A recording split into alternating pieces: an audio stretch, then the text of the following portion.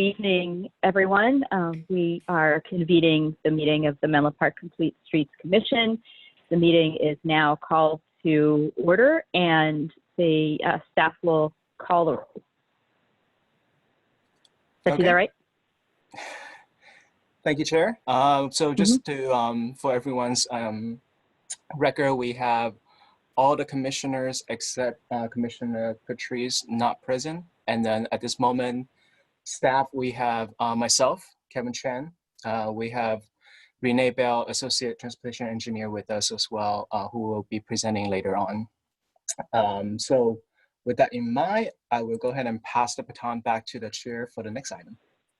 All right, so the first substantive item here is reports and announcements. Under reports and announcements, staff and commission members may communicate general information of interest regarding matters within the jurisdiction of the commission. No commission discussion or action can occur on any of the presented items. Does staff have any reports and announcements?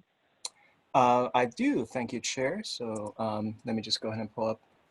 So I have a few items I wanted to share with the group here, all revolving City Council actions. So the first and foremost, I wanted to inform the Commission here that the City Council adopted a resolution to adopt the 2030 amended Climate Action Plan. And along with it also is the desire to move forward 3 of the 6 recommendations. And the 3 that are moving forward is number 1, which is converting 95% of existing buildings to electricity by 2030. Number 3, which is essentially to expand access to EV charging for the city. And number 5, which is the elimination of the use of fossil fuel from municipality operations. So those 3 are currently on the priority list, with the other 3 hopefully to start in the near future. Also, the City Council directed staff to move forward with 2 of the Transportation Management Association models. And the 2 models are the citywide model and also the regional model. So briefly, for the benefit of the Commission, the city model, the difference between the 2 models, obviously, for the city model, the city will retain more control of the process. Of course, it will come with more expense as well. If we do decide to go with the regional model, this would then be handled by the regional area. And we will expect that the intercity travel will be much more heavily looked at. Of course, then what that means is that some of the potential mitigations or measures might not be more city oriented, because they are probably be looking into more intercity travel. So just briefly for information, those 2 are the ones that the TMA would be moving forward with. The TMA study would be moving forward with. Also, for a couple of projects, we wanted to bring to your attention. One is the adoption of the Willow neighborhood turn restriction. So that's an item that the Commission recently heard, so I'm not going to go into too much detail about that. The other item that got adopted by the City Council was the 5-year capital improvement plan. So this one is pretty interesting, because given the current economic situation that we're in, a few of the projects certainly got repurposed. And out of those, 3 of them I think would be of interest to the Commission here. The first one is the Oak Grove bike lane extension. So this is essentially a continuation of the Oak Grove bike lane that got completed a year or so ago. So that project got repurposed until after the Transportation Master Plan is approved, and then we'll reevaluate that project. The second project is the Willow Neighborhood Complete Street Study. So that one involves a neighborhood-wide study as well. And of course, with the recent approval of the turn restrictions, that priority I think would warrant a reevaluation along with the master plan. And also the downtown parking structure, that one will get delayed to 2022 and 2023 fiscal year. So with that, I will go ahead and conclude my reporting. I have a clarifying question, and then we'll see if any other commissioners have items to report. And then I will have an item that probably everybody knows, but I will share anyway. My question is with regard to the climate action plan. There was an item that was regarding vehicle miles traveled and active transportation. And what was the council's disposition with regard to that, where that was an item where the EQC wanted to work with the Complete Streets Commission? Right. So that one I think will require a bit more coordination between the and staff member as well. So it's certainly not, even though it's not one of the 3 items that is currently being evaluated, I think the city council direction was that it certainly warrant further evaluation. So there'll be a bit of coordination that needs to take place before we know further. However, given that we will soon be coming to the commission with the draft transportation master plan, I think there's a bit some synergy going on there that certainly we can make sure that we evaluate the transportation master plan with the thought forward of VMT as well. So I think there's certainly a good opportunity for us. Okay, that sounds great. Does anyone else have anything that they want to share in this category before I'll share just one?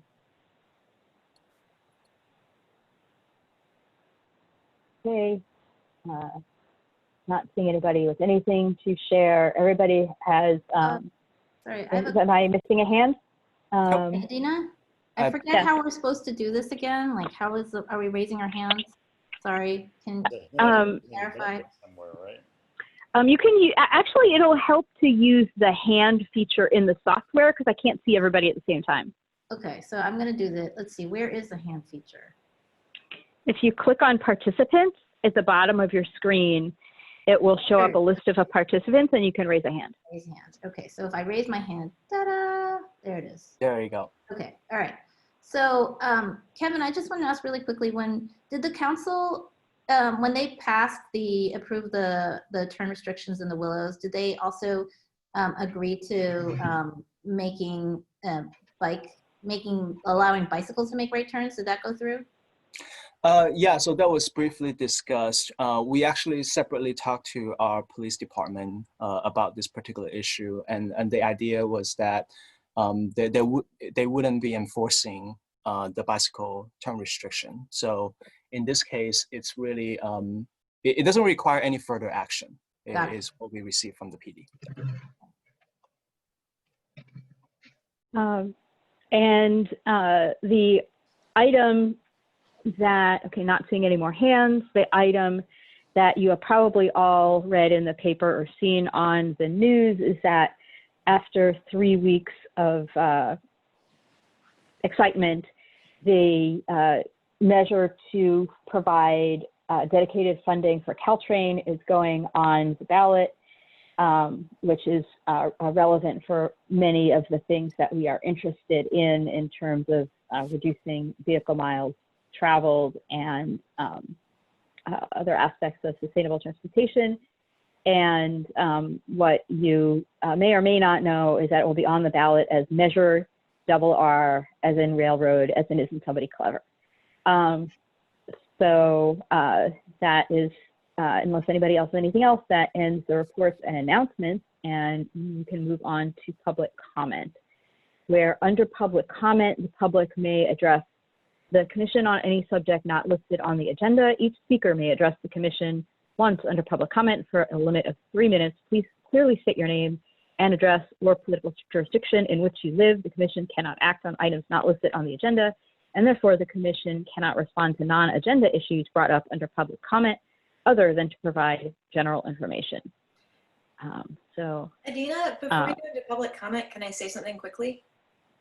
I don't know if other commissioners had the opportunity to read the op-ed that our chair wrote for the Mercury News, but I want to just acknowledge that Adina Levin has been doing some massively heavy lifting over the last 3 weeks to try to save Caltrain. And work with Dana. Yeah, like really, really big lift. So acknowledging that. Okay. And without my hat as chair of the Menlo Park Complete Streets Commission, happy to fill people in And when we get to the multimodal committee, we can think about if there's anything that we may want to do as a mission. But having read the announcement about general public comment, I see that there is a member of the public who wishes to speak and would like to call on Jen Wallison. Yes, I can help out with that. Additionally, for all members of the public who are in attendance and wish to provide public comment, after the chair calls for public comment on the item you'd like to speak on, please engage the raised hand feature. I will then have the ability to open up your microphone and you can provide your public comment to the commission. And it does look like Jen Wallison has her hand up. So,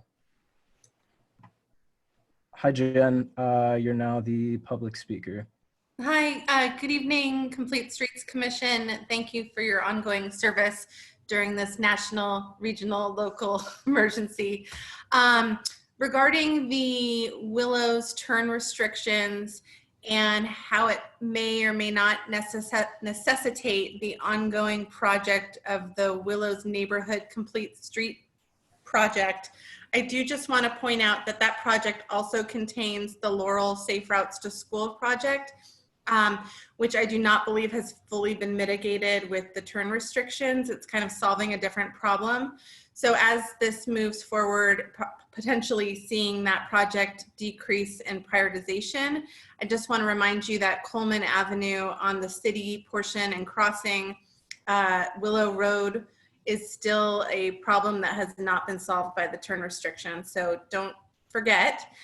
I also want to point out something that the City Council approved, which I don't think came to you guys, which was to be part of a pilot program for these little autonomous first last mile mini vehicles that will potentially travel in bike lanes carrying people that potentially will have 4 wheels.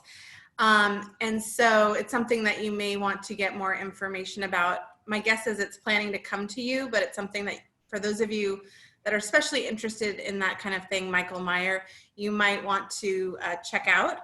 And then I just want to say that Simon Cowell was not on an e-bike. He was on a different kind of a bike, so don't blame e-bikes, they rule. And that's all for now. Thank you. Thank you, Ms. Wilson. Just want to, before we move on to the next public speaker, to confirm with staff that the City Council has in fact approved the pilot, because I saw that it was on the agenda and it was not approved the first time the item was presented. And so is that confirmed that the city is participating in the pilot? Yes, I believe there is a desire to continue the pilot for now. I think the first phase of the pilot is really more of, for research purposes, and I think they'll involve some of looking into. So certainly, I think there is, but there is generally a desire from the council to continue the process. Okay, terrific. Thank you. So the next speaker is Ken Kirshner. Hi Ken, you're now the public speaker. Hi, thank you. I wanted to call everybody's attention to a bill in the state legislature, AB 120, I'm sorry, 1286. Having a very difficult time hearing you. Let me see if I can do that.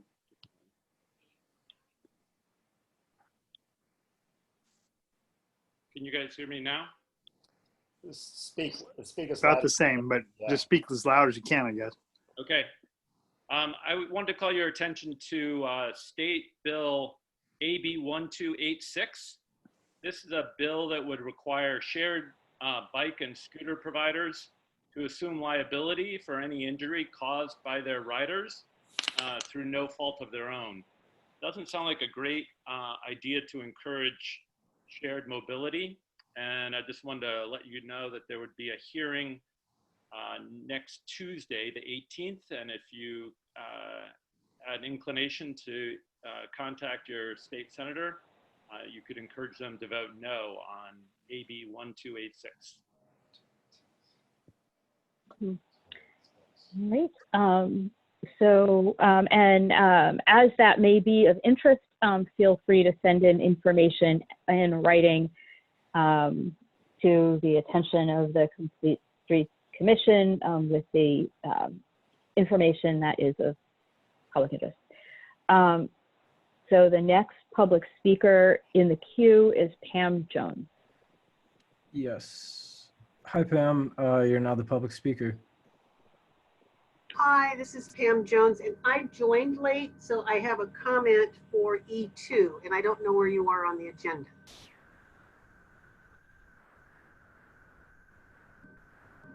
So are you on? Hi, Pam. We are not at E2 yet, so. And I will lower my hand. Thank you. Thank you. All right. So I do not see any more hands for general public comment. Actually, I now do see 2 hands for general public comment. A reminder, this is for comments that are items that are not on the agenda. If you have a comment on an item that is on the agenda, you can put your hand down and speak at that time. The next public speaker is Daniel. Please, when you introduce yourself, pronounce your last name so that we know how to pronounce it. Hi, Daniel, and you're now the public speaker. Hi, my name is Daniel Hom. I live on Willow Road. I'm a longtime Menlo Park resident. I've sent many communications to the commission before. I would just like to state that I understand that the no turn restrictions were approved last night. I support that. I strictly want to remind the rest of the city and the commission that those of us who live on Willow Road may feel the impact to the no cut through traffic. I think I wrote quite a few times the concern of our safety issues here on Willow Road. This is between Middlefield and Gilbert. I understand that the 25-mile-an-hour speed limit will be unchanged, which I'm glad to hear about that. But once again, I'd like to stress that the living conditions here on Willow Road is very poor. It's unsafe. We have plenty of speeders, aggressive drivers, and soon after this pandemic is over, we anticipate the traffic to go back to the pre-COVID times. That's all for now. Thank you very much for taking my comment. All right, thank you, Mr. Hom. The next public speaker is A. Hom. Hello. Hi, this is Alice Hom. Yes, I had to give some time to unmute. I believe, I don't know if all of you had a chance to read my email I sent to you along with some YouTube videos that I created to show you how traffic is when you live on Willow Road. And I would like to request that this be an agenda item the next time you meet to discuss Willow Road, because I know there's not on the item today. But as my husband previously just said, quality of life has changed a lot. I mean, we always knew living on Willow Road, it would be busy. That's not the problem. The problem is the speeding and the danger of it. And, you know, it's just really, really scary. Thank you. Thank you very much. And can staff provide any clarification about what residents may do to report safety issues that, you know, in an official capacity, you know, beyond potentially having agenda items on commissions? Yeah, thank you, Chair. So I personally have received the email as well. I was a part of the email. So I think in this case, we can certainly talk about that, I think offline, if you will. I think there were two particular elements mentioned. One was speed humps, excuse me, and the other one was about additional new crosswalks with enhancements. As we currently structure Willow Road between Middlefield and essentially 101 in this case, which is city right away, it is in a classification where the installation of speed humps is not permitted. Maybe not permitted. It's discouraged.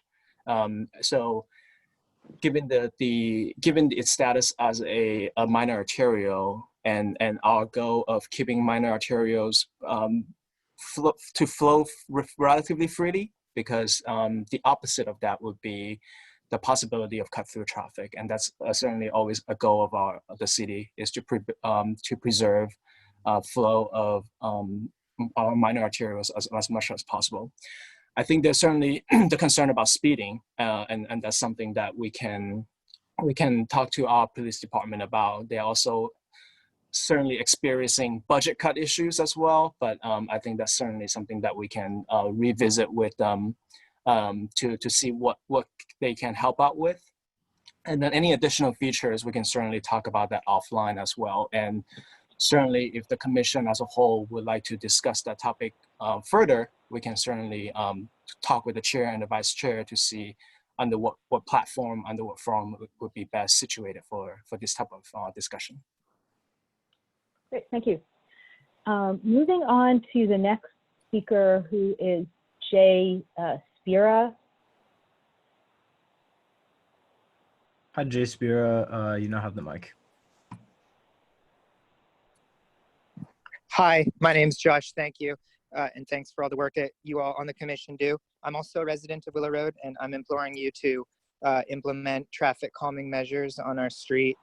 We have a 2-year-old, and we feel very unsafe putting him in the stroller and strolling down the street in our own neighborhood. We can't cross the street anywhere from Middlefield to Coleman. It needs to be an additional crosswalk or two put in. And the cars on this road are sometimes driving over 40 to 50 miles an hour, and it feels very unsafe. And again, I implore you to implement traffic calming measures before there is a tragedy. I think that I can speak for all Menlo Park residents that we want safe streets for all of our residents and especially our children. And thank you for listening to me tonight. All right. Thank you for bringing this item forward. So I'm not seeing any additional hands, and so I will move on to the next item of regular business, which is to item E1, to approve the Complete Streets Commission regular meeting minutes of July 8th, 2020. Does anybody have a motion with regard to the minutes? Let me go see everybody. And I just figured out how to configure the screen so I can see people raising hands. Now I can see everybody at the same time. So was that Commissioner Baruzzi with a motion? It's not a motion. Or a comment? It's a comment, which is that I'm pretty sure John Weiner wasn't at our last meeting. Because he'd already left the question at that point. I think the person we're missing is, I don't know. I'm looking at the roll call and I'm seeing John Weiner listed. So maybe we can fix that. Okay. Yes. Any other comments or corrections before we have a motion?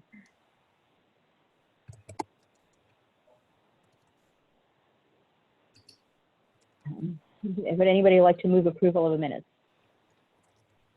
I will move to approve the minutes with that one correction, that the phantom dearly departed John Weiner is no longer. I'll second. All right, everyone in favor? All right, that passes with John Cromie abstaining. And because I wasn't there. Yeah, because who wasn't there, with the attendance corrected by staff. Next item is to review and provide comments on the 2019 citywide speed limit survey and recommend approval of the survey to City Council. And there will be a staff report. Thank you, Chair. The staff presentation will be presented by Renee Bale, our Associate Transportation Engineer. Thank you.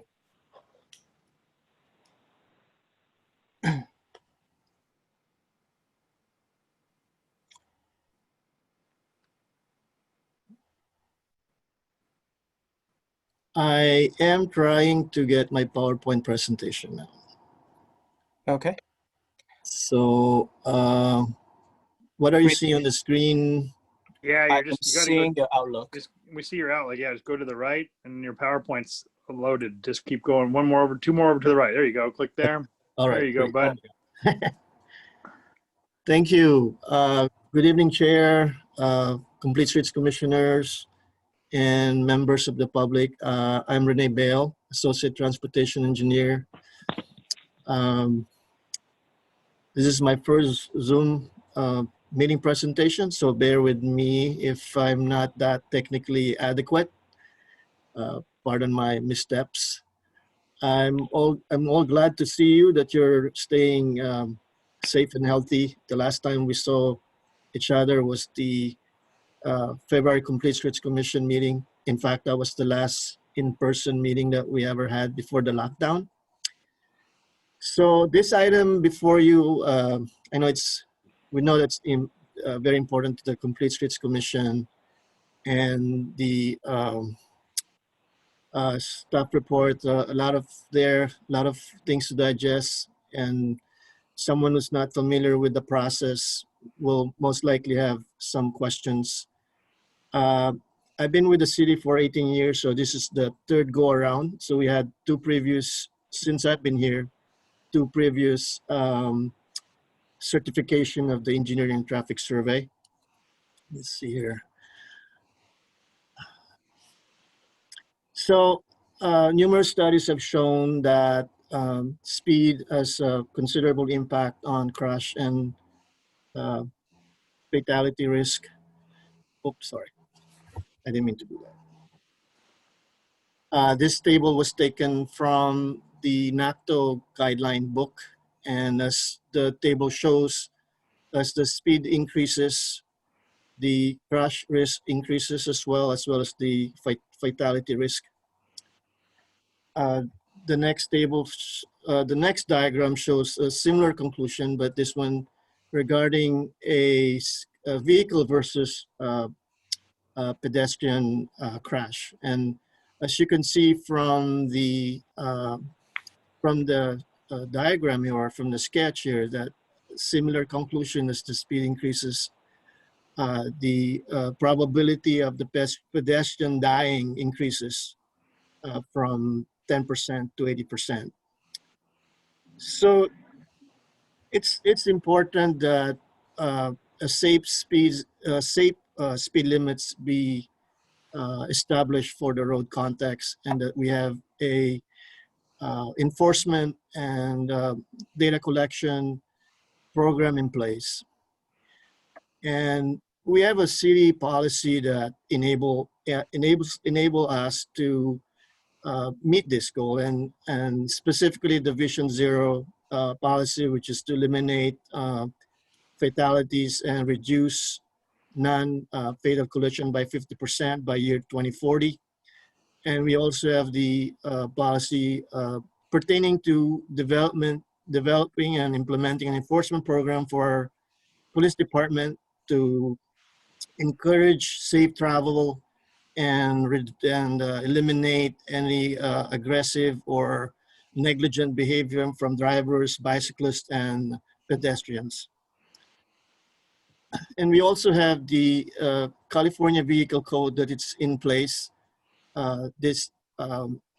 Several sections on the California Vehicle Code establish the permitted speeds on city streets, and also allow local jurisdictions to reduce speeds and to use radar and other electronic devices to enforce speed limits on city streets, and based on an engineering and traffic survey.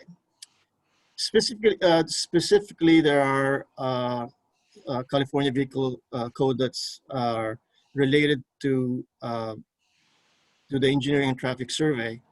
One of which is the California Vehicle Code 40802, which in essence is telling you, or telling the city or local jurisdictions, that unless you have a certified engineering and traffic survey, you cannot use radar, or any other electronic devices to enforce speed limits on city streets.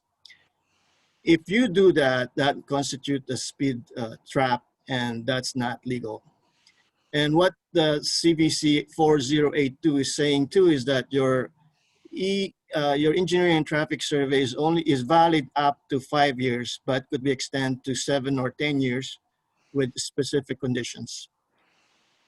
Our survey, the last survey we did was in 2012, which is 7 years old, and could have been still valid up to this point. But the fact that the traffic citations have been dismissed by traffic court because our survey was more than 5 years old necessitate us to conduct a new traffic engineering survey. And that was the message that was given to us by our police department, and that's why we did it. We did this in fall and winter of 2019.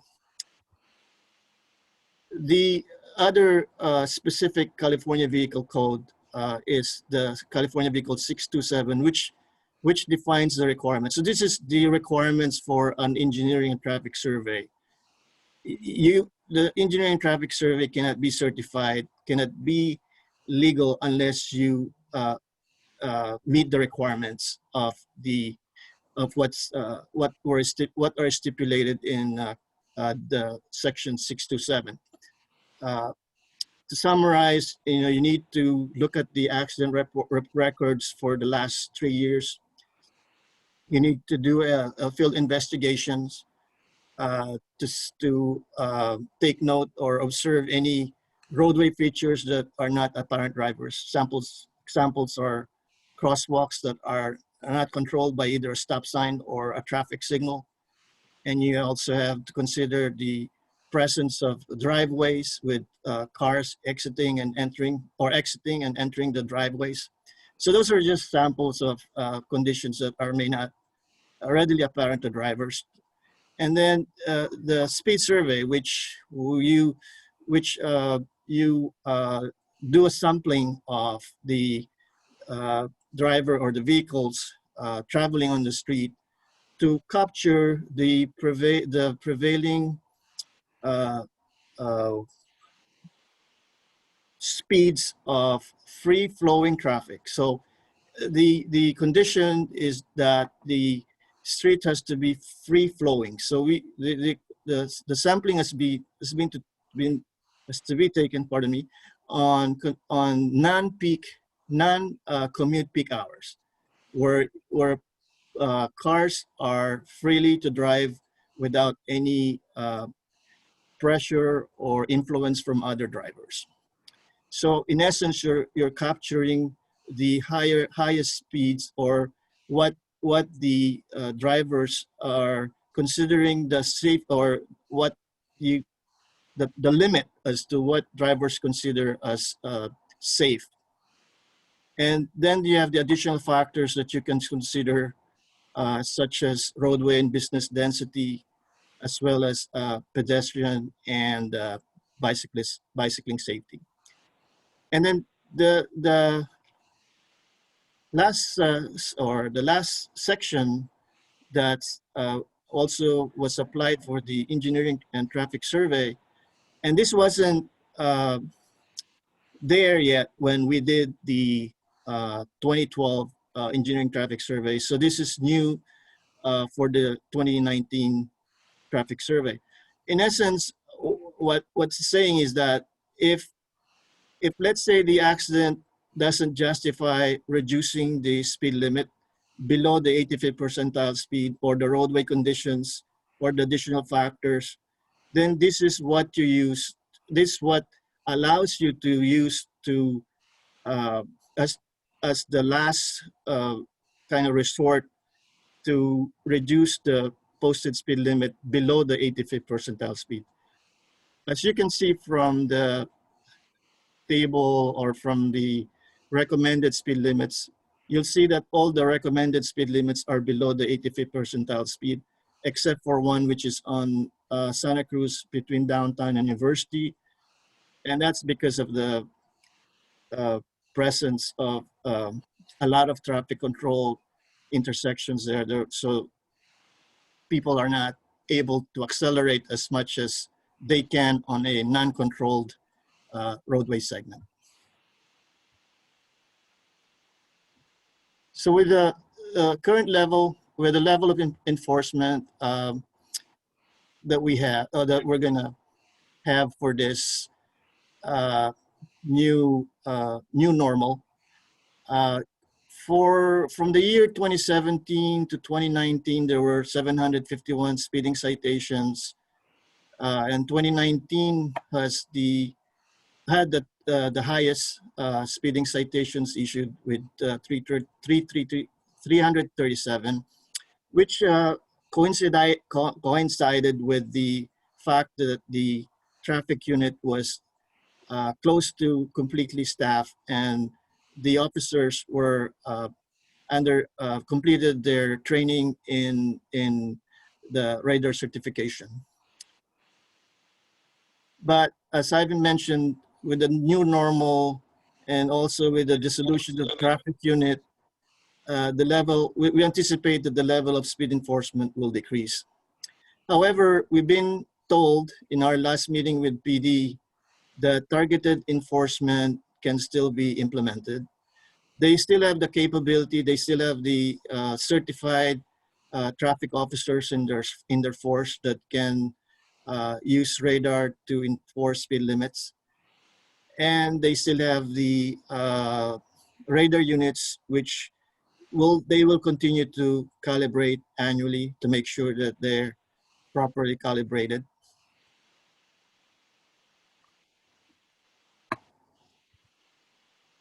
Oh, sorry. So the 2019 citywide speed limit survey, similar in 2012, we have the same number of streets and roadway segments surveyed, 27 streets and 43 roadway segments. And we hired a certified transportation engineering consultant, Kimley Horn, to help us conduct the engineering and traffic survey. And their registered traffic engineer certified the engineering traffic survey. Obviously, when they were doing all this, they got feedback from staff, transportation, and police.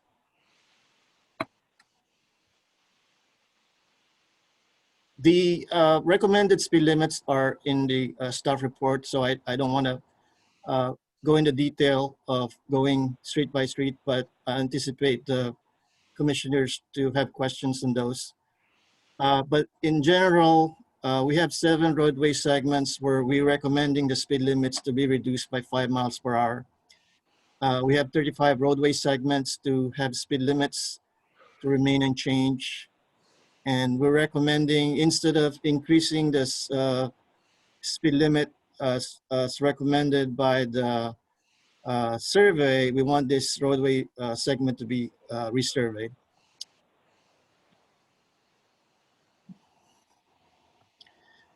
So this is the speed limit distribution of the recommended limits distribution.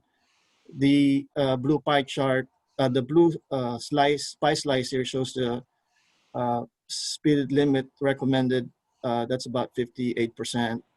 And you got 30, 35, and 40. So most of the streets that were surveyed are either arterials or collector, except for a couple that are local. Coleman being a bicycle boulevard, and I think there was one more that's also a local access. And they're both recommended to have a speed limit remain at 25 miles per hour. So with that, the next steps, we're gonna survey that one roadway segment, specifically that portion of Glenwood between El Camino and the city limit. And ultimately, this is going for council review and approval. including the ordinance for speed limit reductions at 7 roadway segments.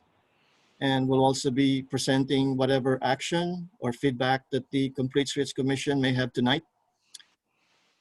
And if the city decides to approve the speed limit changes, at least 7 of these roadway segments, sign replacements will occur. And we estimate that the cost of replacing a sign is $300 per sign. And with that, here to answer any questions that the commission may have on this item. As I've said, I said this item's very important to you, and I'll try to answer any questions you might have. If I don't have the information right now, I can surely relay that message to the liaison to be forwarded, Commissioner. Thank you. Right. Thank you very much. So we'll start with commissioner questions. So we'll take a round of questions and then take public comment, and then come back and discuss any. So is staff looking for, this is like not an action item, is staff looking for any recommendations that we may have? Yes. Okay, great. So here, let me do the thingamajig that lets me see everyone raising their hand, and this changes to grid view so I can see people. And I didn't do the right thing. Hang on, pardon me while I futz with Zoom so I can see everyone. All right, futzing finished. Let's see, I see Commissioner Kirsch's hand. Thank you, Chair Levin.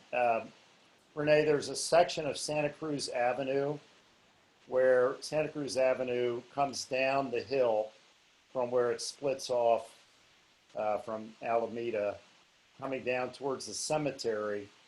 It's county, I think, a third of the way down, then it becomes city. County has that section before that at 25 miles an hour. That was recently changed, recently reduced.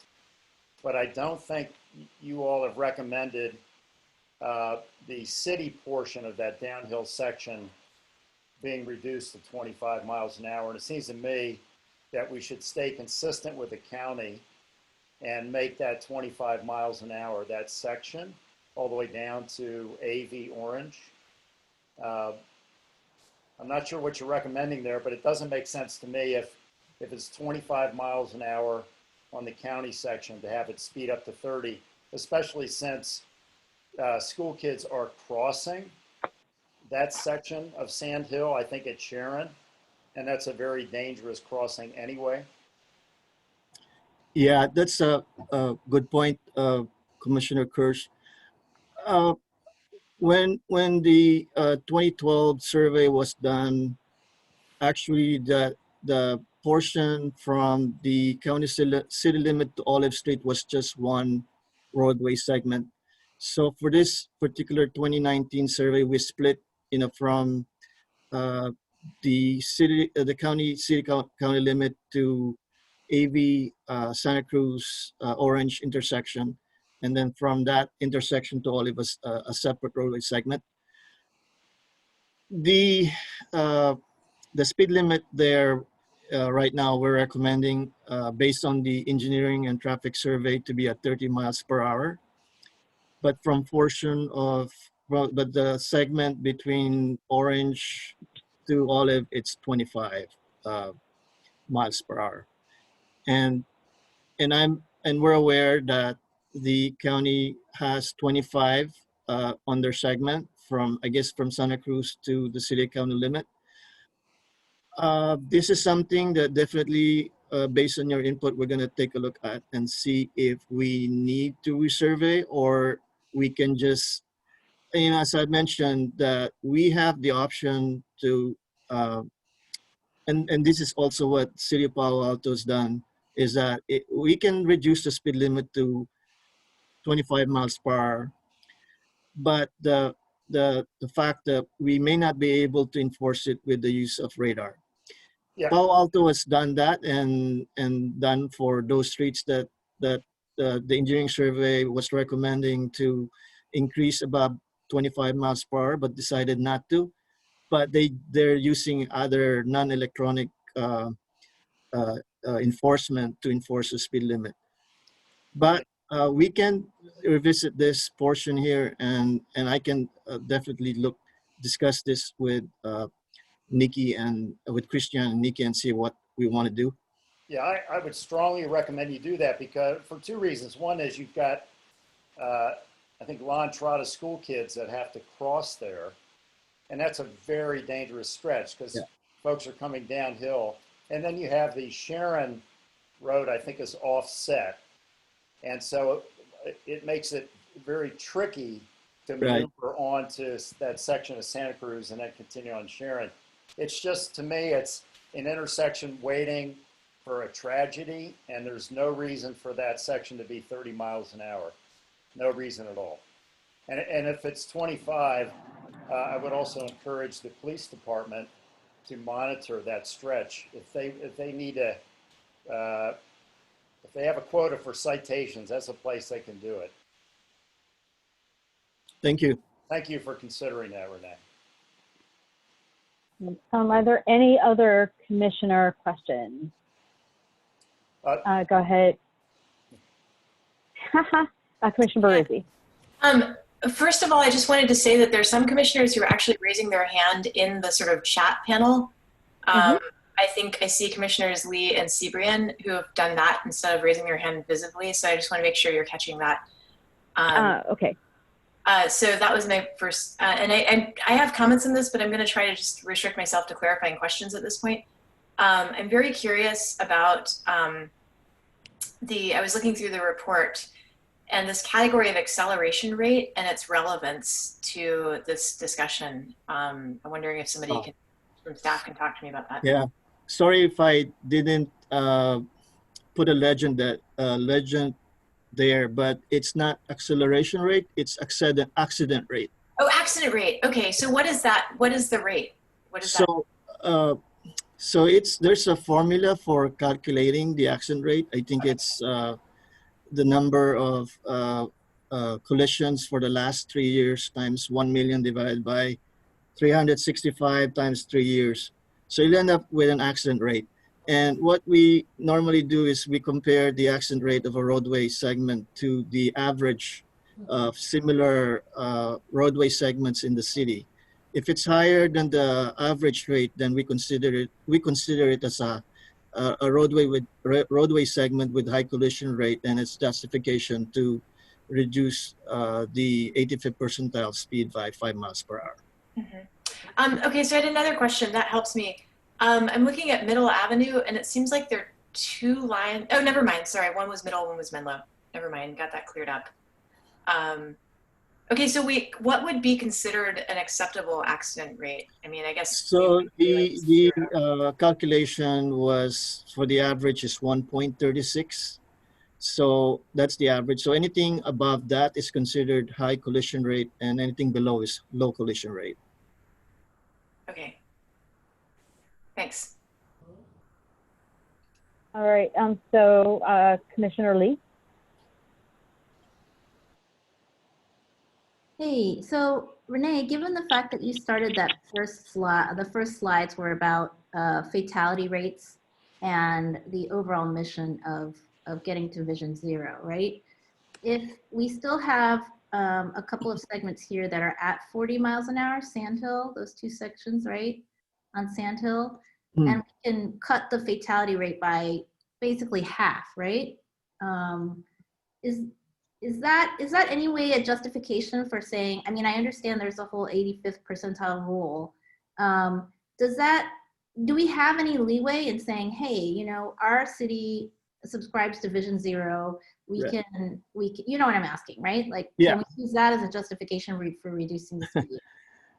You know, I mean, if we set the speed limit too low, then we're actually punishing the people that are driving at speeds which they think are safe and reasonable.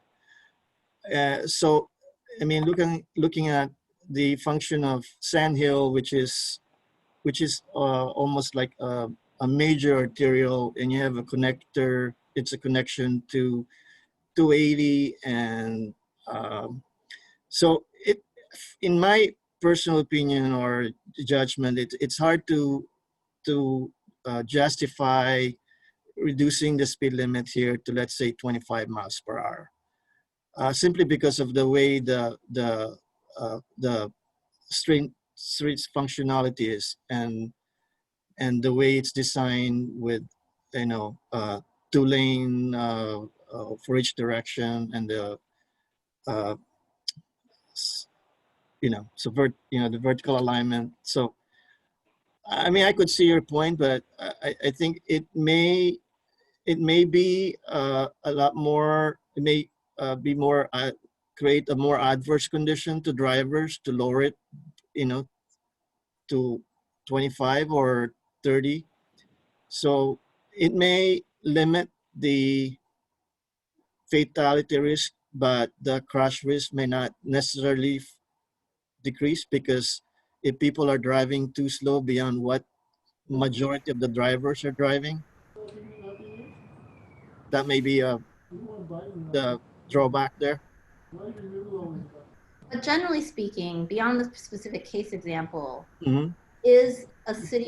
has anyone in California, have any cities in California used their Vision Zero plan to justify bringing down speed limits? No, as far as I know, I'm not aware of any local jurisdiction that's currently using that. Huh. Well, since we're going forward with our climate action plan, maybe we could be the first in another way too. Just a thought. Yes, so we will get to comments later in this discussion. Commissioner Sebrian, who's had a hand in the electronic section. Yep, although I have to try and divide it between clarifying questions and comments for later, but one clarifying question, and maybe I just didn't, I don't know. I noticed that middle has like a section that is designated 25 and a section that is designated 30. And my guess is the part that's 25 is because there's like 0 bike lane there at all. And the part that's 30 has something that kind of passes for a bike lane. But later when I comment, I really wonder why we would have 30 on a safe route to school. But so that was really my clarifying question, is why middle has 2 separate speed limits for that one section of for that roadway. Right. So that's a good question.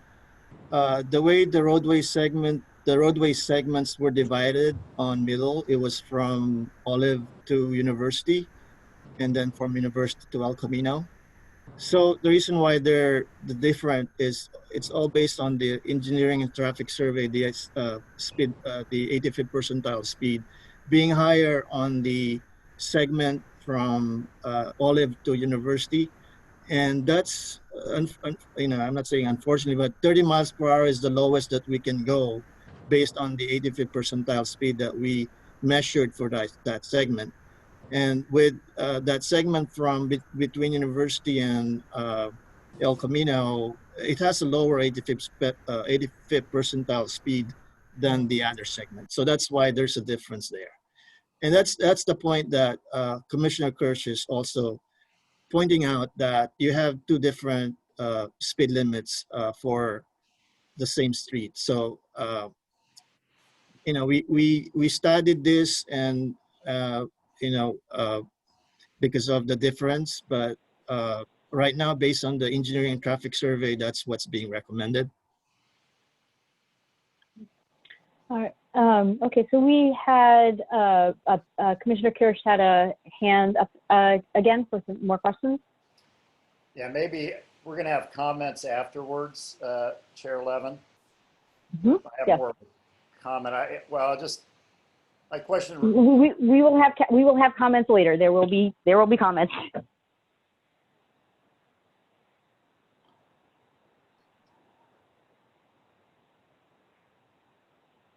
Did we lose Commissioner Kirsch? All right, I see Commissioner Baruzzi, and hopefully we will get Commissioner Kirsch back again, internet permitting. Commissioner Baruzzi. Yeah, so I just want to understand, I know we've been talking about this 81st percentile rule and sort of like the limits to which we can drop speed limits, but some of the rationales that we're using look a little bit subjective. So for example, and I don't think that's a bad thing. I just want to make sure that I'd love to see if I'm missing something or if we're not applying the same standard to all streets. So for example, there's a segment of O'Brien where the 85th percentile speed is 37.2 and the existing speed limit's 30, and we're recommending keeping it at 30, which is great. I'm not in favor of ever raising speed limits, really. And we're saying there's an uncontrolled crosswalk, but 30 seems like it's more than 5 less than 37, right? Like it's more than a rounding error. And I'm wondering if we're able to apply that logic at O'Brien where there's an uncontrolled crosswalk. I can think of many other places in the city. Most other places in the city have uncontrolled crosswalks. So I'm wondering if staff have applied that principle universally or if there's been a little bit of sort of license here. Yeah, we try to be consistent in applying the California Vehicle 627. The first thing that we looked at is the accident. If, let's say, the accident is not, it's not a primary factor or a primary justification, then we look at bicycle, pedestrian safety, and then if it's still not justified using that factor, then we look at roadway conditions not apparent to drivers, which I mentioned to you, uncontrolled crosswalk being one of them, and then you also have numerous driveways. So in the case of the O'Brien, it percentile speed is 37.2, which you round down, in which you round because it's closest to 35. So the 35 is what the recommended speed limit without the reduction factor. And so with that condition not apparent being the crosswalk being uncontrolled, we were able to reduce the speed limit by, the 85th percentile speed, the initially recommended speed limit to 30 miles per hour. Does that answer your question? Yes, but I could apply the same logic to Middlefield Road. That you could round down to 35. There's actually a higher accident rate and there are definitely uncontrolled crosswalks. And so I'm curious about why Middlefield with a higher accident rate doesn't get the same treatment. I don't want to debate every single segment. I'm just trying to understand if there was sort of a universality of approach here, or if you this feels a little bit more like art than science, or it doesn't feel like every segment's quite getting the same treatment.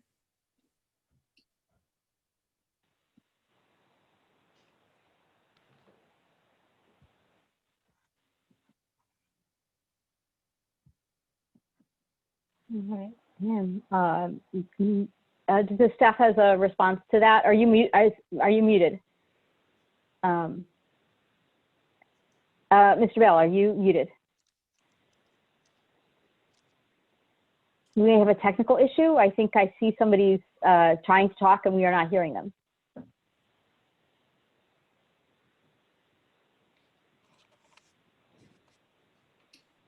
I guess my only point was using the same logic that you just used. I could make a case for Middlefield being dropped to 30 because it has a lot of the same conditions that O'Brien has. And so I just wanted to understand if you were applying that universal logic throughout, or if there were sort of like individual segments you had your eyes on. You were like, well, this one we definitely want to reduce. I just wanted to understand more about that. Okay, so either Mr. Bell was trying to talk to us and was unintentionally muted, or is talking to somebody else. We may have a technical problem. Yes. Renee, can you hear us? Well, in that case, at this point, the chair, if I may just recommend, perhaps we can go to the public comment section right now, and then while we try to resolve this. Okay, that sounds great. I will just ask, you know what, since Renee we cannot hear him, I will save my questions for when he can answer. Thank you. So with this, we'll switch to the viewer. I can see members of the public that have a hand raised and would like to call on Jen Wellison.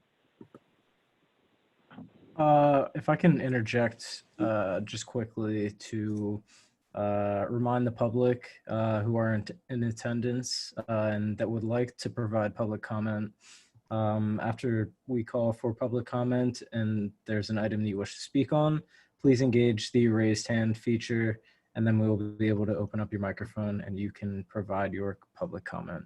And it does look like we have two. Jen Wallison, you're now the public speaker.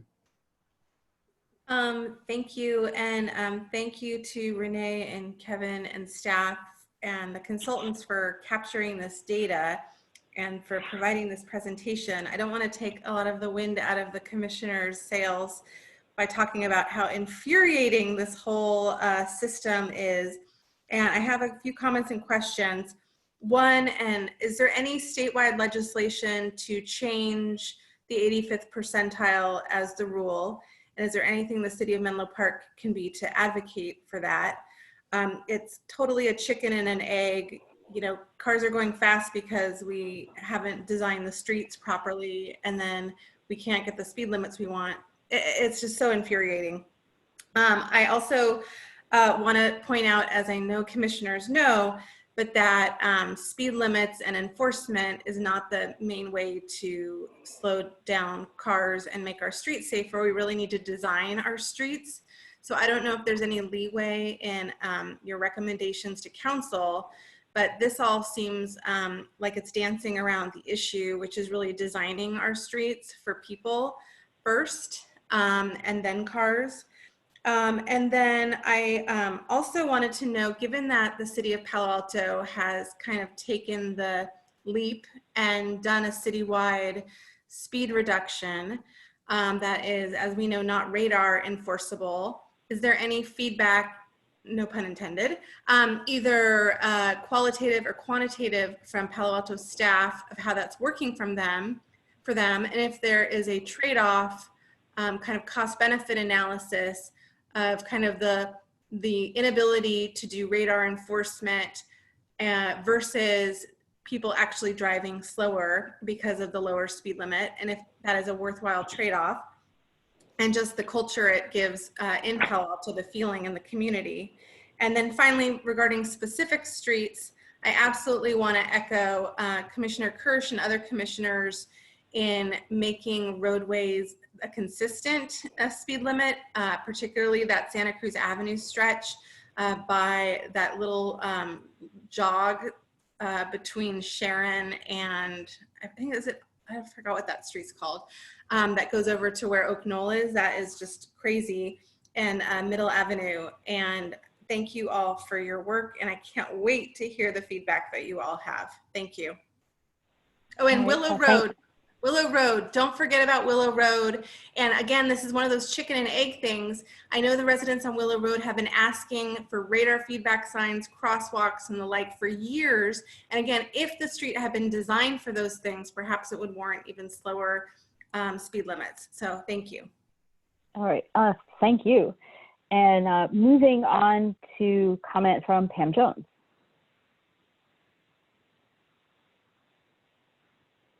Hi, Pam.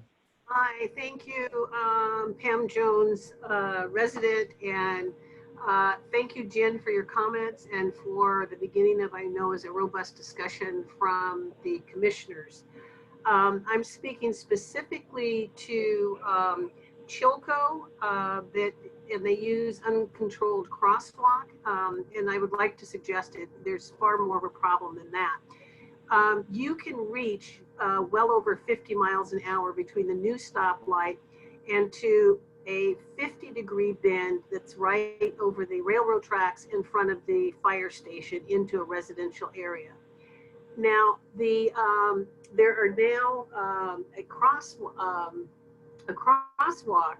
at just before that turn, and although it has a sign of a pedestrian crossing, I cannot imagine that there won't be at least one time when you have an inattentive driver and a pedestrian with headphones on, not paying any attention, and it would be absolutely catastrophic. When the Facebook completes their park between their two buildings, that crosswalk was put in so that residents would have easy access to the park that's between the buildings, and then there'll be a walkway over Bayfront to the Bay Trail. Once we start having a large population of people walking across that area, we're going to have even more problems. When this street was reclassified and we had a 40-mile was allowed, at that time I advocated for 25. I'm still advocating for 25. In fact, there should be 25 on any street that runs in the city of Menlo Park. It actually would be less confusing for people driving through Menlo Park. You can only drive 25 miles an hour. So I seriously hope you will rethink the criteria that you use and consider that bend. And if you don't believe me that you can reach well over 50 miles an hour between the new street light and that bend, try it. You don't have to worry about police because they never policed it before. And even with the traffic unit, it was not policed any more than the stop sign on Chilco and Hamilton Avenue, which for decades we've complained about. I do thank you for the report, and I'm thrilled that we actually are bringing this to discussion. I might also want to suggest, I believe it's time, which I've said before, that the city challenges the state law, because if we don't start somewhere with getting changes, we'll always remain in the situation that we're in today. Thank you. All right, thank you very much. And I want to start by forwarding some of the questions from members of the public to staff, and then move on to comments from commissioners. So the first question was, does staff know of any legislative attempts to change the 85th percentile rule?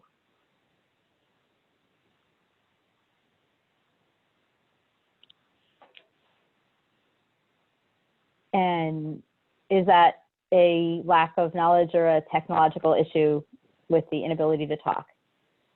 Yeah, I think Renee is still having some difficulty with his computer. If that's the case, perhaps Renee can try to call in instead, and we'll try to see if we can get at least his voice up and running.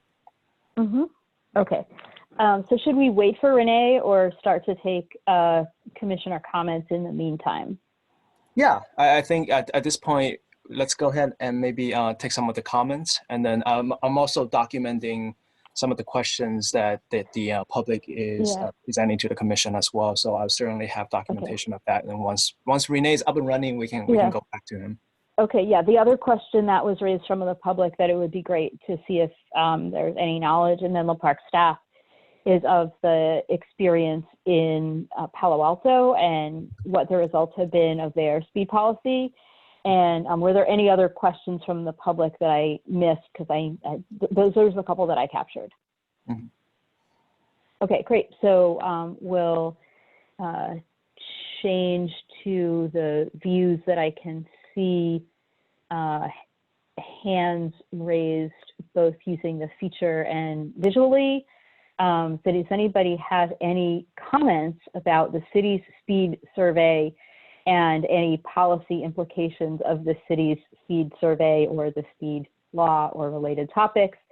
And Commissioner Kirsch, and while Commissioner Kirsch talks, I am going to very briefly go off camera, and I will be continuing to be listening intently while going off camera for a brief moment. Commissioner Kirsch.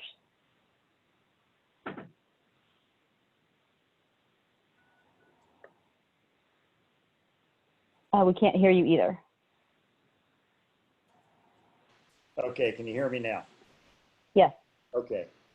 I was just saying, I think citywide we should have a 25-mile-an-hour speed limit. I feel like we need to change the culture of driving in the city. When I drive on Santa Cruz Avenue, 30 miles an hour, I'm always tailgated. I never see any police enforcement on Santa Cruz Avenue. And I feel like our city should tell drivers that when they come into Menlo Park, they need to drive 25 miles an hour, no faster. I mean, we have Vision Zero. We're in this generational change from going from the 70s or 60s when it was all about the automobile to now we're trying to mode shift.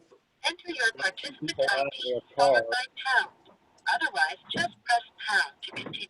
Somebody's got something going. Anyway, we're trying to encourage mode shift and we're trying to reduce congestion. The only way to do that is to get people that are willing out of their cars and onto bikes and walk pedestrians, etc. And to do that, we need to make it attractive and safe. To do that, we need to lower speed limits. So I think the 85-mile-an-hour limit is something from the dark ages, the 85 percentile, I'm sorry. And we just have to change the culture in this city. All right. Thank you for that comment. Let's see, Commissioner Sebrian.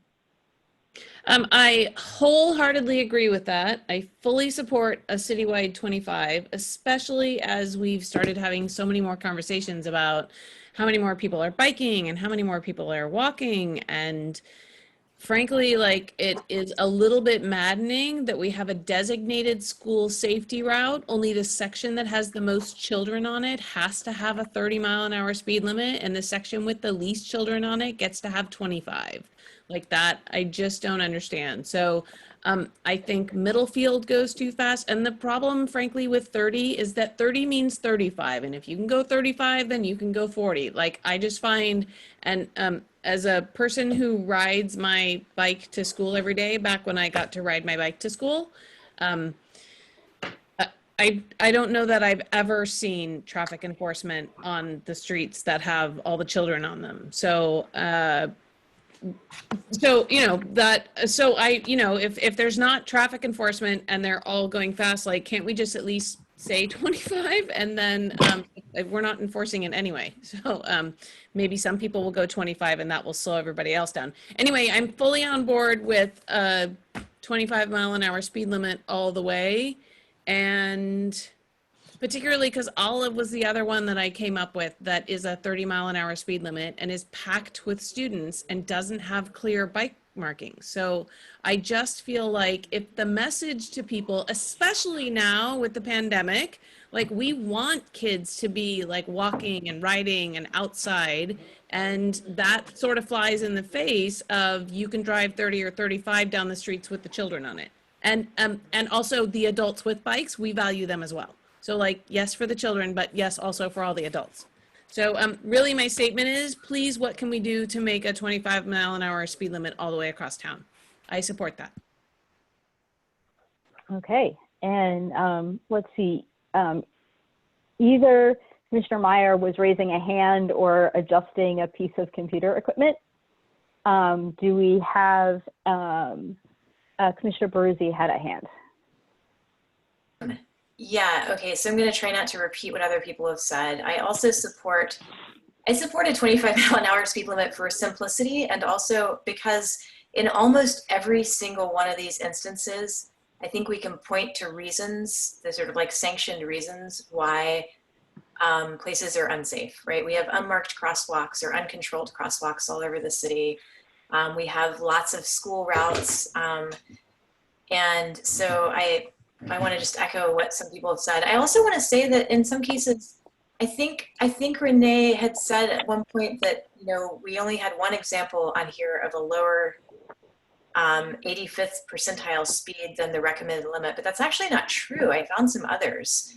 And I want to say that, like, okay, 25 miles an hour is great for simplicity, but in our downtown area where we have a really high accident rate and actually lower speeds, I think we could go lower. I think in an area where people are walking and biking and pulling out of driveways and shopping at Trader Joe's and all of those places, you know, we could possibly even do with 20. I'm not sure why we wouldn't look at that in places where the speed limit's low and the accident rates are high.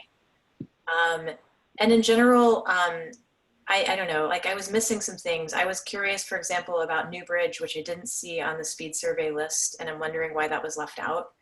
Because I believe that's a major route for people, especially kids coming out of that neighborhood to go to the school, the middle school on the other side of Willow. And I just think we can do better on the safety front. Like, I was impressed with what the county did when they dropped the speed limit on Santa Cruz, that really wide section by the senior residents, to 25. And I see people slowing down there. They have the speed tables, or the signs rather, the feedback signs, and it seems to work.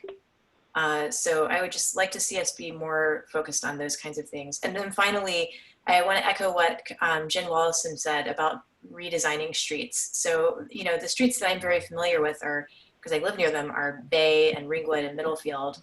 I'm constantly terrified on Middlefield when I see the number of people biking and the speeds of cars relative to people that they're biking right next to. We don't have protected bike lanes on that street.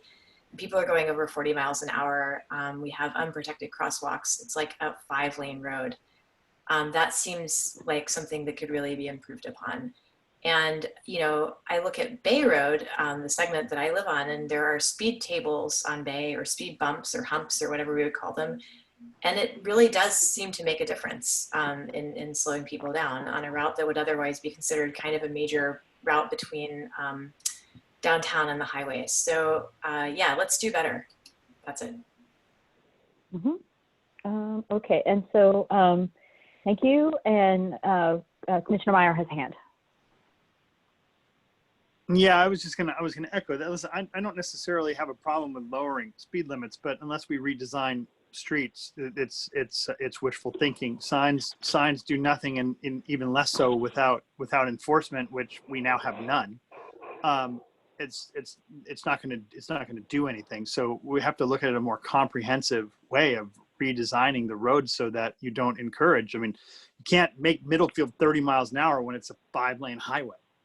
People just won't drive that speed, and if you're not going to enforce it, it's just going to be a catastrophe that it already is. So we have to think about it in those terms. Is that the desire to bring the speeds down so that safety is there has to be combined with the designs, or it does no good. That's it. Mm-hmm. Okay. Any other hands from commissioners? And I'll try to summarize the feedback if there are no additional hands. Yes, Commissioner Kirsch. I appreciate Commissioner Meyer's comment. I just want to refute that. I think if you establish a lower speed limit in a city, citywide, and we can get some enforcement of that over time, that's going to be reinforced, and people are going to understand that this is a 25-mile-an-hour city. That's all. Yeah, but I remember I said that without enforcement, because that's the problem. Is not only we have less enforcement, we have no enforcement now. We've literally gotten rid of our enforcement. So if you're going to put signs on it, Sand Hill Road's a classic example. We dropped. Remember, that used to be 55 forever. We dropped those road signs to 45, and everybody drives 45 on Sand Hill Road now. Everybody still drives 70 miles an hour. Bicyclists do 45 miles an hour down Sand Hill Road. Mm-hmm. Commissioner Burzzi.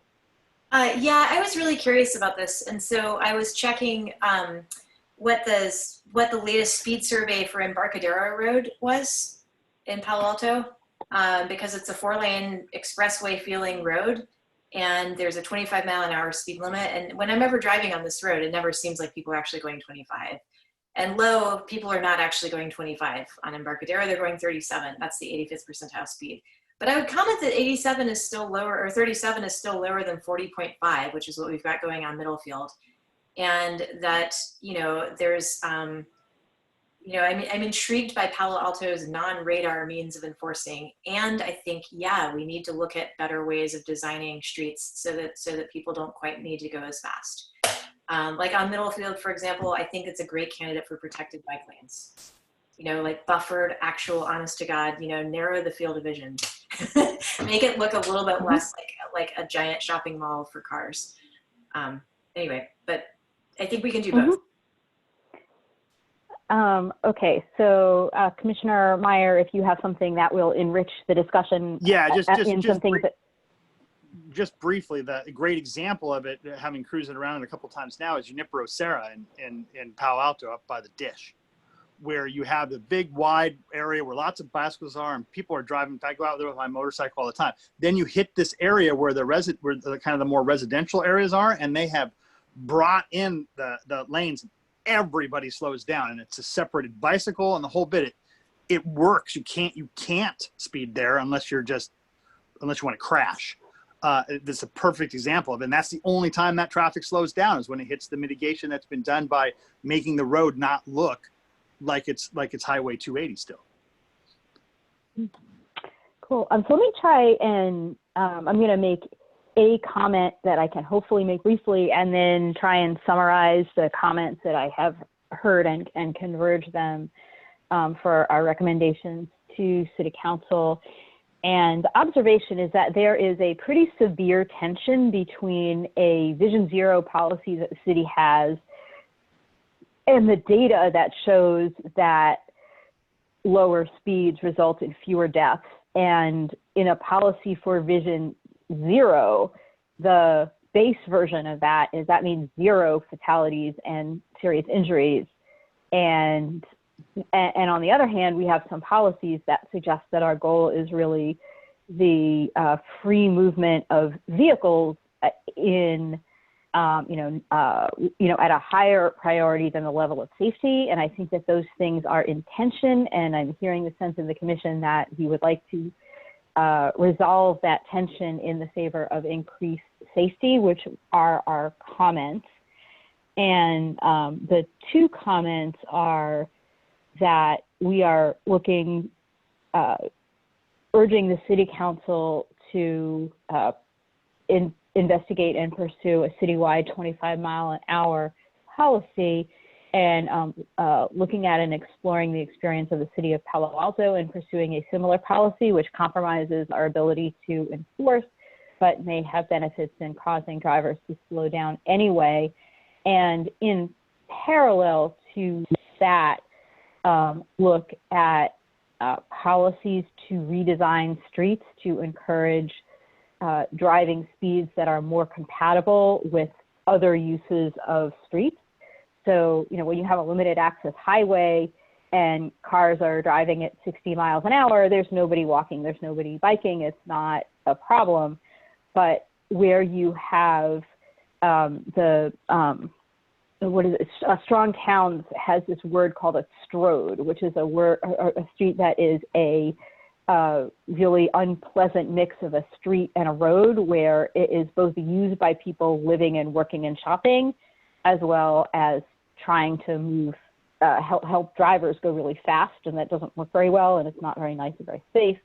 And so we would be urging the city to adopt policies that would encourage slower driving, including, progressive redesign of streets to be at speeds that are compatible with people doing the other permitted uses on those streets. And I guess one question that I have for staff to clarify is, does the TMP have policies for that yet? I know that we have different street classifications. Do we have any policies that say we want to redesign the street to slow drivers down to be more compatible with other safe uses? Do we have that policy yet? Okay, great conversations. So first, I just wanted, before I answer the chair's question, I just wanted to make sure one more test. Okay, great. So we have Renee on the board. Sorry, back. Chair Levin, can you repeat that question? Yes, the question is, in our transportation master plan and other policies relating to Vision Zero, do we have a set of policies to implement street design treatments that are designed to lower the speed of driving and improve the safety for people using other modes of travel? That's a good question. The only thing that I can think of right now is the neighborhood traffic management programs, which is designed to lower speed limit. Right, but that only applies to a certain category of streets that are neighborhood streets, but there are other streets that are more through streets, but that also are used by many other people with other modes, causing safety problems. So I think that that is a, I think, so does that, this is an action item, so I don't think that we are voting, but go ahead. If you allow me, Chair Levin, I want to respond to the previous questions about what City Palo Alto has. Okay. I did talk to the traffic engineer, Rafael, and he said they don't have a citywide 25-mile-per-hour ordinance.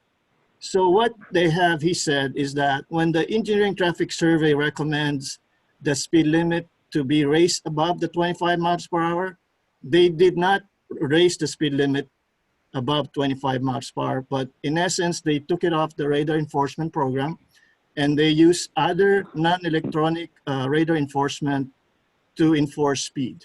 So it's not really a citywide 25 miles per hour, as far as I understand. They don't have an existing ordinance for that. And then going back to the enforcement, as I mentioned, I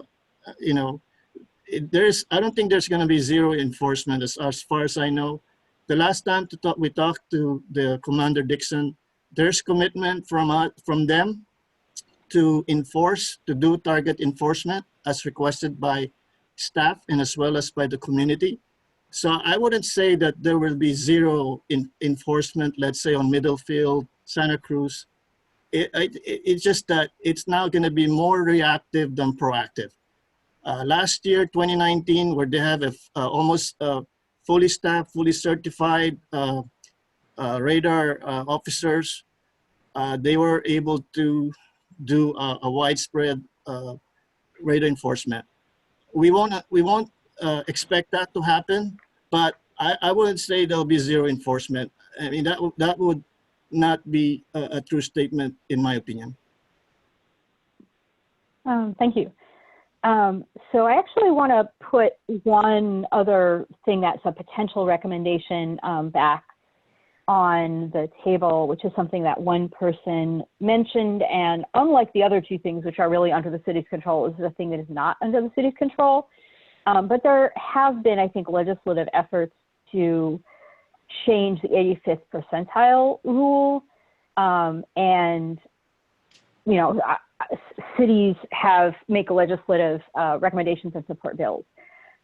So how many of us would encourage the city council to support bills to change the 85th percentile rule that encourages fast driving?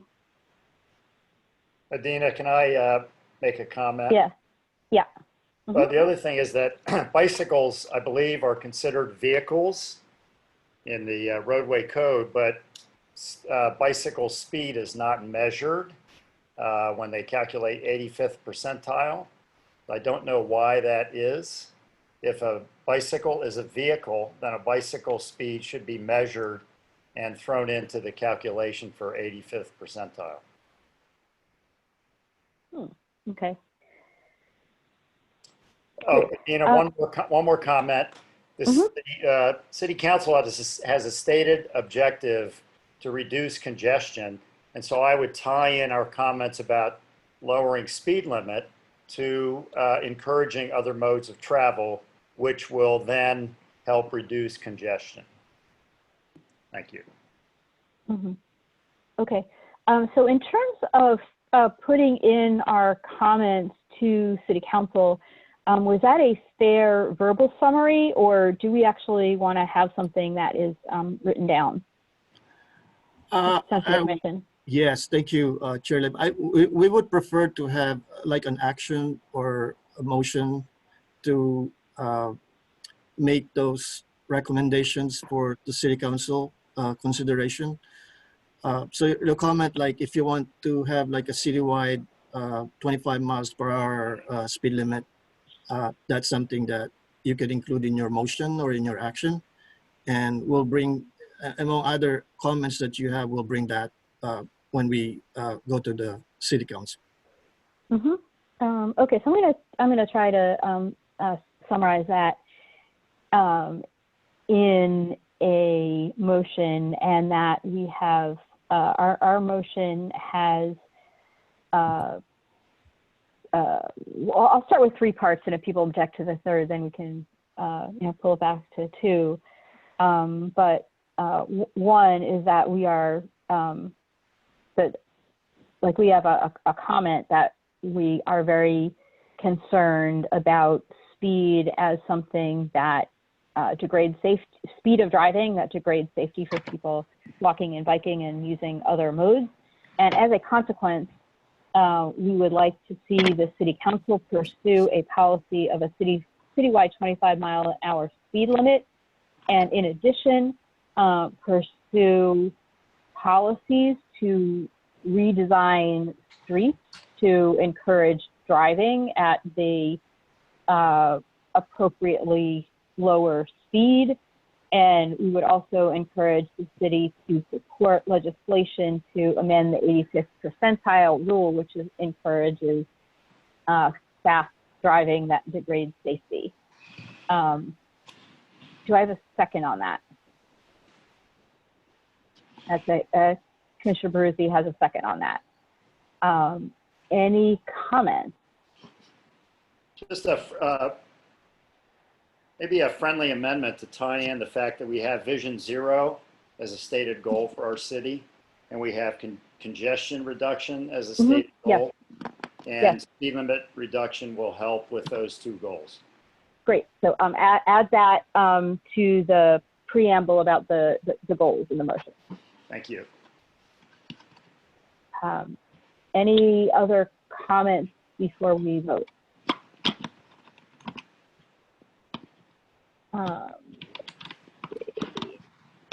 Isaac has a hand. Thank you. As a relative newcomer to the commission, I apologize if I'm repeating anything anyone else has said. I would +1 all the comments thus far, and I would also make a friendly amendment that in consideration of the Vision Zero, and by increasing safety through speed reductions, redesigns, I also think it would be important to take a look at the capacity of streets and thoroughfares, and how changing other transit options and making those more attractive would help us accomplish those goals. I think that may have already been said, but wanted to +1 that in case it hadn't been. Okay, I think it's a really good point, and I am not sure how directly it is related to the speed survey that is the focus of what we are commenting on.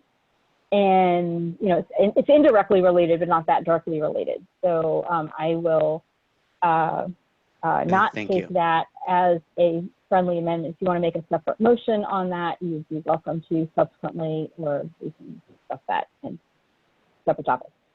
Any other comments before we vote? I don't see any more hands, and so all those in favor of the comments to City Council.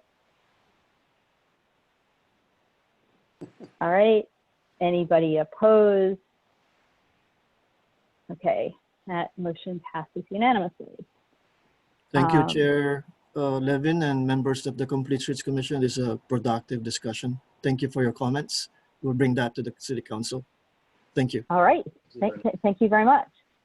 All right, so go back to the agenda for the next item on the agenda, which is the F, informational items, and an update on major project status. Great, thank you, Chair. Just since I cover quite a bit of information through my earlier report, I'm going to go ahead and keep this short. So just a couple of projects that I wanted to mention to the commission. The first and foremost would be the draft TMP. Just wanted to bring that to your attention. That will be coming up shortly. I think we're aiming for September. So hope stay tuned for that one. We are also would like to provide an update on Middle Avenue, the pet and bike rail crossing project. I know that one came up last time that we had a discussion. So just for the information, for your information, the project is moving forward. There's currently 2 ongoing processes almost simultaneously. One is to solicit and secure funding to continue the project. As many of you know, there was some initial design that had happened, so we obviously want to carry that design all the way to a constructible plan set. The other ongoing effort is just continuing coordination with nearby agencies. So, for instance, Caltrans, also nearby properties for the consideration of potential acquisition for access points, etc. So I know that those have been of some interest to the commission here, and just wanted to let you know that those are still ongoing processes. So with that, I will go ahead and conclude my update. Well, actually, let me ask a question about something that I read in the paper. Do you have any information that would be nice to share about the Bay Trail segment that just opened up? The Bay Trail, I actually do not have information on that, so I apologize. Let me go ahead and put a note, and then I will follow up with the commission offline on that one. Okay, yeah, there's the segment that connects Facebook to all the way down through Santa Clara County, which has been in the works for a really long time. This opened up last weekend. Commissioner Kirsch? Kevin, thank you.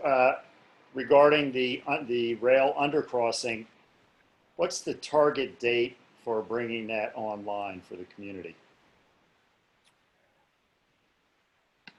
Are we talking about specifically the undercrossing in this case? Yes. Yeah. Okay. Yeah.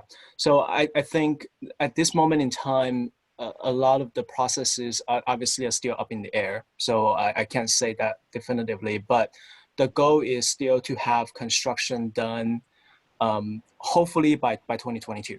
The goal initially is to align the opening of the crossing along with the nearby development projects, and that is still the underlying goal that we have in mind. Okay, and then just related to that, when that comes online, I think a very important thing is going to be the access to that undercrossing from both directions. And from the west side, you've got Middle as that access point. And so I feel like the city is going to have to really pay attention to the improvements on Middle. I've got some ideas when I do my active transportation update, but that's something that the city should turn its attention to as soon as they can. Thank you. Noted. All right, excellent. So speaking of the active transportation update, we will move on to committee reports. And the first committee in our listing is the Active Transportation Network Subcommittee bill. Okay, thank you. So Kevin, a citizen, John Weiner, sent you a plan that he and I developed when he was on the commission, and then he finished up as a private citizen with my input. Is it possible that we could share that plan with the commission and maybe agendize it for the next meeting? It's a plan for Middle Avenue from from El Camino all the way out to Olive, and it includes contiguous bicycle lanes. It maintains parking on the north side consistent with the staff's original plan, and improves pedestrian crossing and pedestrian access to the 500 El Camino project. So I have a clarifying question for staff, because that certainly sounds like an extremely appropriate thing for this commission to be talking about. And in the interest of, fulfilling our instructions to be working closely with the staff that are, working on these projects and programs. Is this something that staff is going to have something coming forward about middle at some point that we should be dovetailing our commission contributions to? Yes, so that's a great question, and unfortunately, there's many layers to that for now. So just to kind of let the commission know that, so staff, we did receive former Commissioner John Weiner's proposal with his and recommendation. So that's something that I think we received earlier today. So we'll certainly take a look at it. In terms of the workload, one thing that I actually probably should have updated the commission on is that the city council is planning to talk about their work plan and priorities next Tuesday. It's quite, as many of you know, this is a yearly exercise that the city council conducts and really looking at this fiscal year, given all the budget constraints and resource constraints, what the city council deem as priorities. And I would highly recommend that for those commissioners that would probably take a closer look at that staff report and be more than happy to provide that to the commission offline as well.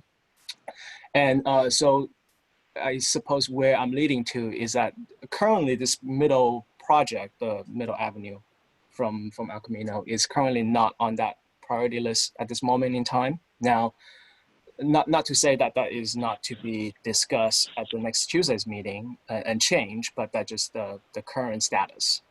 So what I would recommend to the chair's point about how we can synchronize the effort and the energy of the commission as well as the staff to fully realize the city council's effort on this matter. As many of you know, the city council is leaning towards a holistic approach to middle, meaning we want to look at middle as a whole, all the way from El Camino to Olive, and conduct community outreach accordingly. So that way the community can see the entirety of the project rather than doing it segment by segment, which is kind of what caused some of the misunderstanding, confusion to begin with. So of course, with that in mind, that's a much bigger effort than what we had initially anticipated. And I think that's sort of where the priority would need to take place in this case. We would need to have the city council's guidance for us to change course, if of course that's the city council's desire.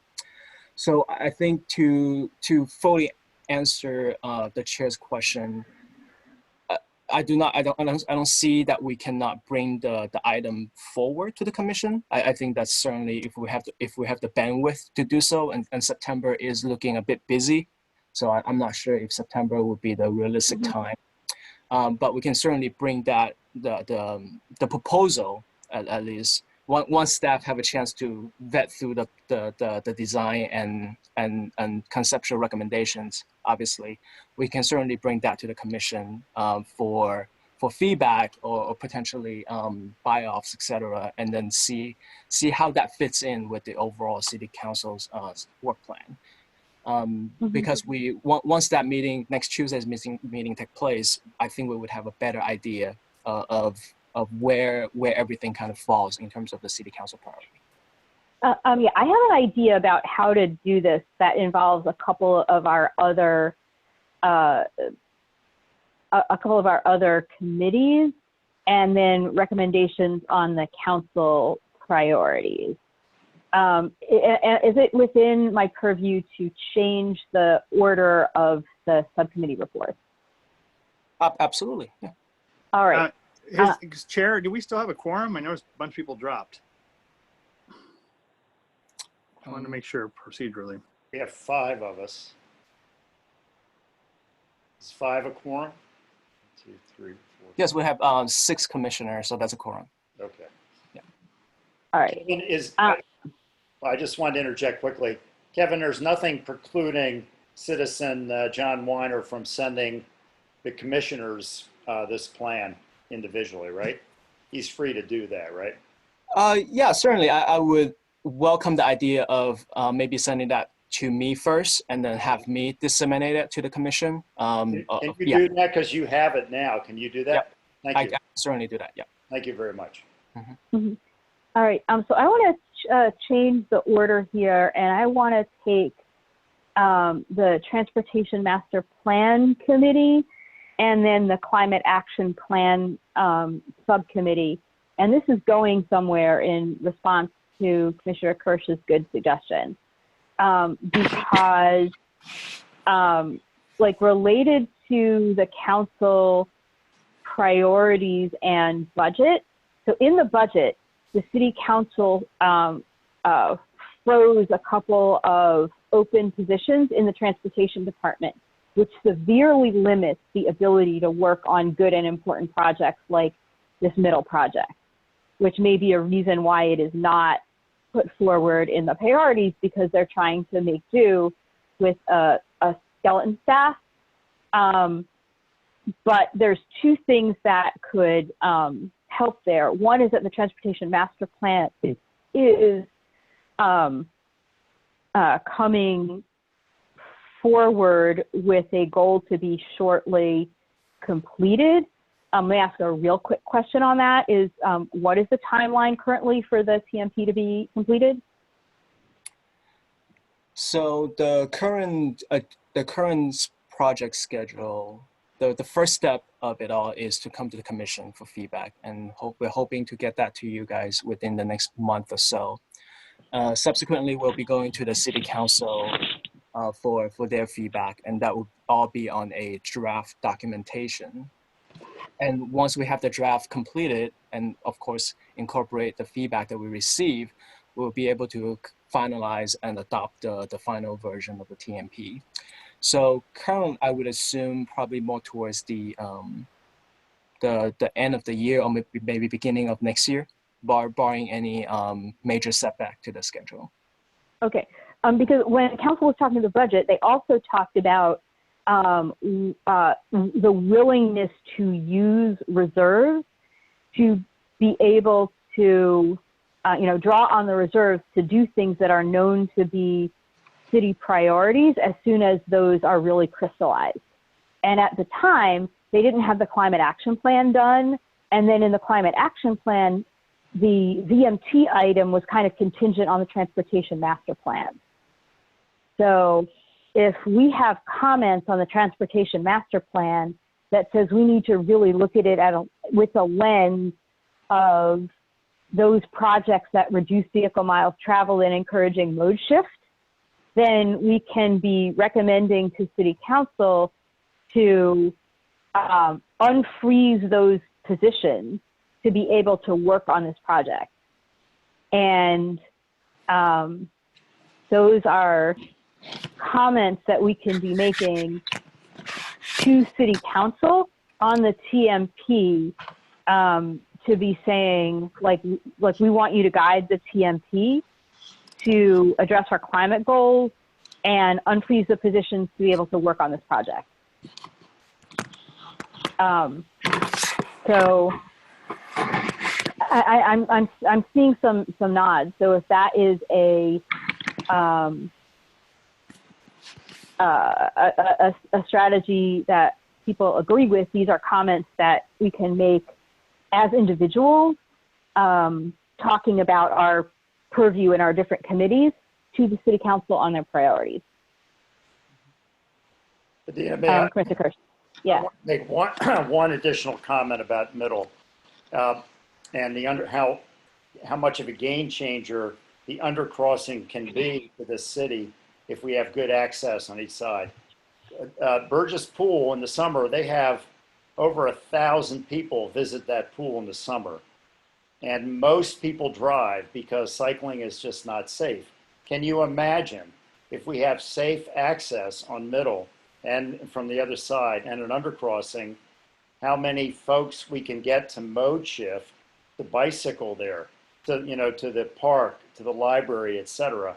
To me, it could be an absolute game changer for this city. And I'm not sure that the council recognizes the impact that the undercrossing can have if it's made viable with good access, middle and on the other side. Mhm. That's Right, and to get council to take action on the things that you said that I agree super vehemently, and probably others agree as well. We need to encourage them to do what they said that they might be willing to do, which is unfreeze the positions to have staff work on it. Because we can have as many commission meetings as we want to and talk about things, but we will never get engineering and construction support unless we have the staff to do it.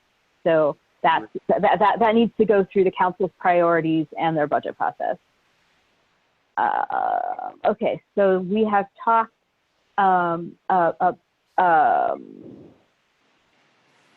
so that was G1, we did G6.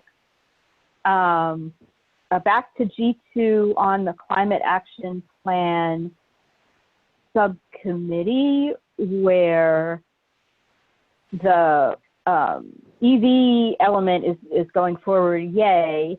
And for the VMT reduction, I think we are waiting on the TMP and working with the EQC to make recommendations about prioritizing VMT reduction in comments on the Transportation Master Plan, complete with budget comments to get the budget to do the darn thing.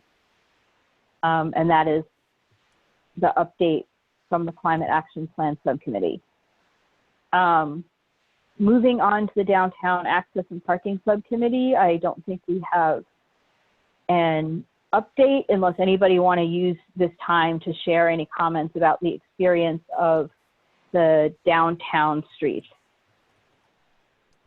It being late, nobody may have any ideas that are more appealing than not being on this meeting anymore. Let's see. Look at the panelists. I am seeing Lydia having a hand raised. Lydia, is that a current hand? Yeah, Lydia. So regarding the downtown, what's going on with Santa Cruz, I did see that I think the Chamber of Commerce put out a survey asking the public about their experience with it, and I'm curious. It's just interesting. I think the message started out with something like, "This is the 45-day trial. We're gathering feedback on that," and it would be interesting to know. Like, I don't know how long that survey is going for, but it would be curious. I'd be curious to know, like, what if that's a city survey. What if they're planning to collect results by a certain time. Kevin, is that something that you know anything about? I believe there was a survey. So I briefly listened to the city council meeting last night about that specifically. The Chamber of Commerce actually presented some statistics to the city council, and so those statistics presented were a derivation from a survey. So I wonder if that's the survey that you are conveying, and if that's the case.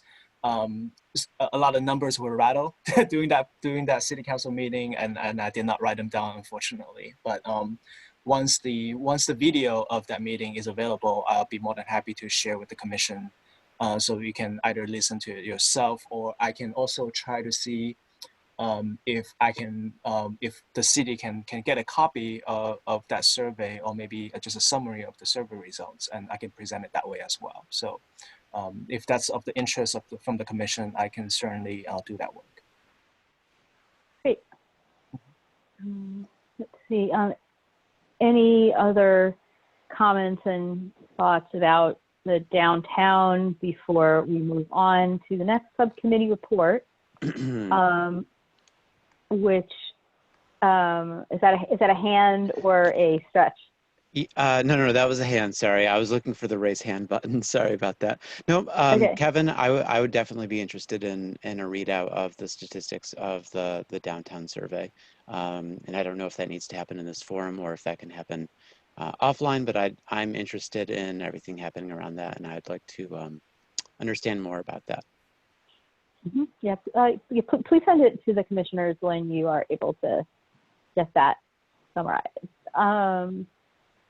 All right, that is it with the downtown. On multimodal, I can connect with the fellow committee member about whether we might want to encourage the city council to support the Measure RR, which would keep Caltrain running. It could be that city council will get us back to gear and do that before we could recommend it to them. But that is a thing we could do. Okay. Any other thoughts on the multimodal subcommittee, which has not met, but okay, Safe Routes to School G5. Any updates from Safe Routes to School? Sure, I can provide some updates. As probably most of you know, the Menlo Park schools are all doing distance learning right now. And so the kind of urgency of getting, figuring out some good replacement bike routes and walking routes to replace those bus routes has diminished somewhat. But I've been in communication with Nick in Public Works, and he forwarded me his attempt to sort of map out the bus routes that he knows that are going away with the current batch of walk and roll maps that the Safe Routes to School coordinator, Andre Ann, and Nick have been working on.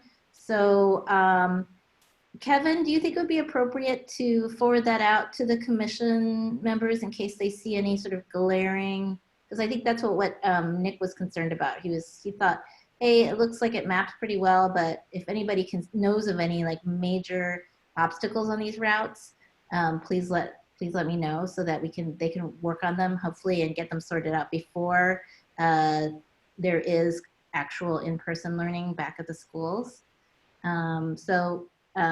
Again, these are pretty specific routes, but I'm sure the commissioners are knowledgeable about different parts of the city, so it'd be nice to get their feedback if you see anything stand out on those maps. Yeah, I think that's certainly an option that we can go by. So perhaps what I would recommend is, and I believe I have a copy of the map that you mentioned as well. What I can do is I can disseminate that to the commission and then solicit feedback from them individually. And then collectively, I will combine them and then send the Safe Route to School subcommittee a summary report. That way we avoid any potential Brown Act violations. Okay. I think that's certainly we can do. Okay, if it wouldn't be too much to ask of you, hopefully, again, this is just people eyeballing those routes and seeing if anything stands out. Shouldn't hopefully take too long. Can I add a quick thing to Lydia's? Not like I haven't met in it, but just as another thing to consider as we are looking at these Safe Routes to Schools is that once school does resume, the bus routes are not going to be available the way they were before. So lots of kids are not going to be able to take the bus. And so it's just another thing. It's just more people trying to get to school. And so just another consideration. Okay. Any other comments on the safe routes before we move on to our last subcommittee, because we already talked about the TMP? I'm not seeing any more hands. As for any updates on the zero emissions subcommittee? There's nothing going on in zero emissions, so for the world. It's all quiet. Okay. So with that, moving on to the last item, which is adjournment. So through the chair. Yeah. If I may just jump in real quick. So I just wanted to finalize sort of the discussion that you and Commissioner Kirsch had revolving the idea of Middle Avenue and how that relates to the City Council's upcoming work plan meeting next Tuesday. Is there a desire from either commissioners to provide public feedback at next Tuesday's meeting? And if so, just curious if there's any desire to maybe get some feedback from the commission here as a whole beyond what has been discussed already. Just wanted to throw that out there. Okay, so if you are saying that we can address that topic specifically within the confines of the agenda and the Brown Act, then I would, and a staff help us out here with exactly how we can do this.